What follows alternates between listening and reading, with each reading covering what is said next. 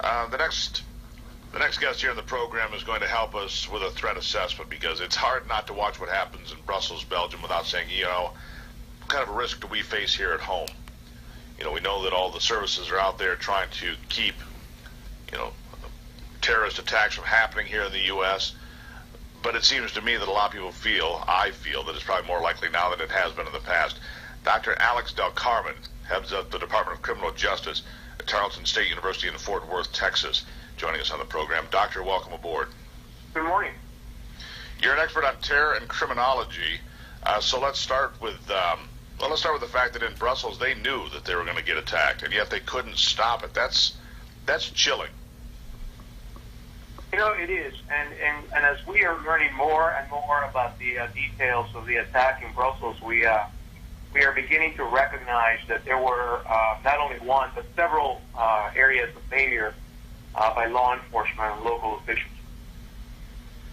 Yeah, we look at this, and now we know that some of the terrorists, as often happens, were killed in the attack. Some were not. Maybe as many as 5 bombers still on the loose, according to the Sun newspaper in its big headline today. The problem is that nobody's quite sure, but now the big conversation is maybe 400 to 600 ISIS-trained fighters are in Europe to do this exact kind of an attack. Semi-autonomous, not really answering to anybody, just waiting for their opportunity to hit a soft spot.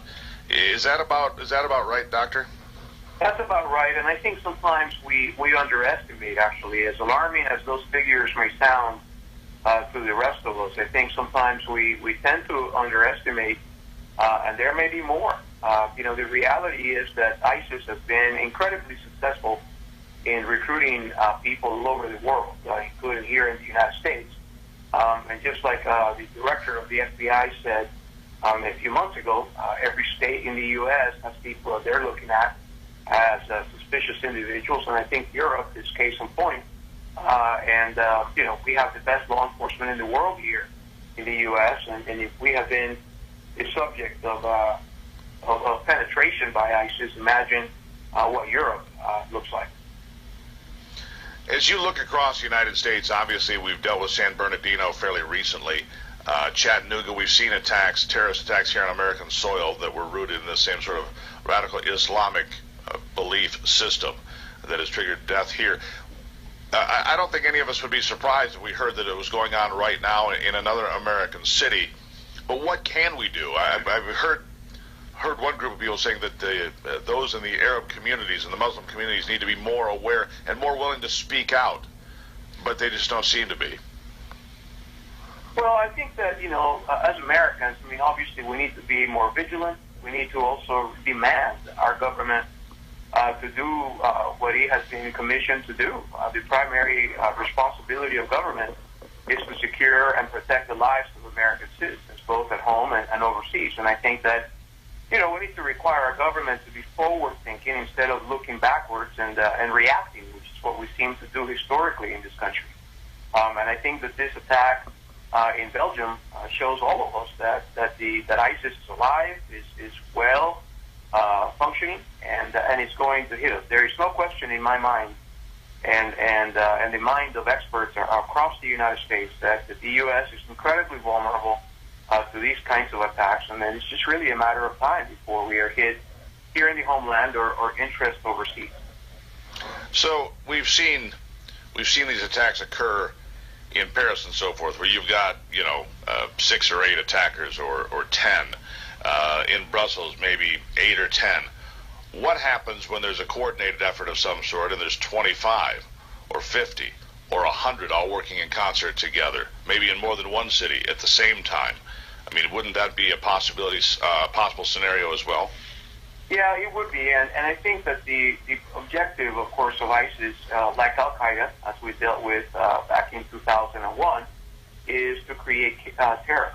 The idea is to show a multi-functioning, terrorism component across the United States, in this case in Europe, but they want to show that they're effective.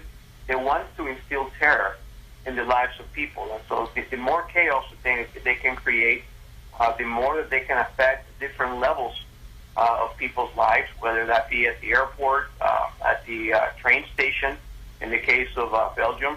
But in the U.S., it could be at malls, it could be at shopping areas, it could be at daycare centers. I mean, it is anywhere that people gather that we're going to feel vulnerable. We're on the line with Dr. Alex Del Carmen, who heads up the Department of Criminal Justice at Tarleton State University in Fort Worth, Texas. He's an expert on terror and criminology, and I guess I'm going to focus on what you just said. You said daycare centers and so forth.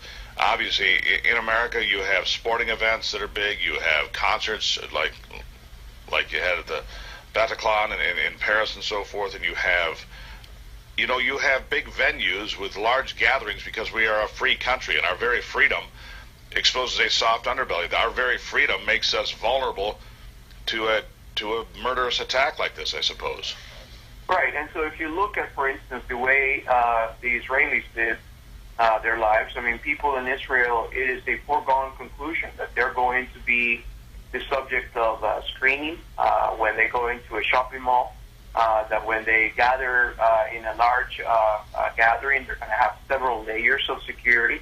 The people that live in Israel live with that threat in their mind on an ongoing basis, but they have the best security in the world, unquestionably.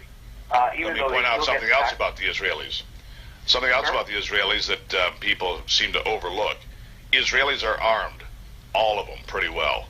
Private citizens are armed. The army is around. So in this day and age, when I hear people talk about, it's time to get rid of the Second Amendment, I think that is the most foolish thing at this time in our history that people could possibly say. If that were true, then we should disarm the Israelis. And people say, well, that's different. Not really, and not anymore. Absolutely. I agree with that wholeheartedly. I think the Second Amendment is there for a reason, and I think our founding fathers gave that to us for a reason. And there is no question that is the counter. I mean, it seems to me almost to be, as an expert and as a criminologist, as a Ph.D. in criminology, I've always found it almost insulting when people come up with the point that the Second Amendment needs to be modified so that people are more protected. And I've always thought that how can you remove the right of good citizens to carry weapons and continue to enable criminals to carry their own? So it makes no sense at all. And I think to your point, you're exactly right. But if you look at Israel, what I was getting at is the mindset of the people there. And as you noted earlier, in Israel, everyone is a soldier. Everyone has served their country, whether a male or female, and everyone knows how to use a weapon. That's There's a sense of nationalism, and people in Israel understand that they have to pay a price in order to be protected. Doctor, great conversation. Look forward to having you back on the program. Great conversation. Dr. Alex Del Carmen from Tarleton State University. Thank you for joining us today. Thank you.